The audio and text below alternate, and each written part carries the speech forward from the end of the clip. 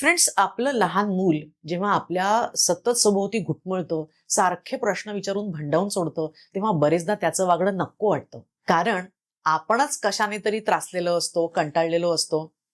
पण खरं म्हणजे आपली मुलं आपल्यात गुंतलेली आहेत याच्यासारखं सुख नाही. पण त्याच्यासाठी मुलं पण समाधान देणारी असावी लागतील ना. पण मग आपोआपच चांगली कशी निपजतील मुलं? अर्थातच मुलाच्या चांगल्या होण्या न होण्याचा वाटा केवळ पालकांचा किंवा वडिलांचा आहे असं अजिबातच नाही. त्यात इतरही बाबींचा सहभाग असतोच आणि आपण बघितलं हे आधीच्या मुलीच्या एपिसोडमध्ये पण.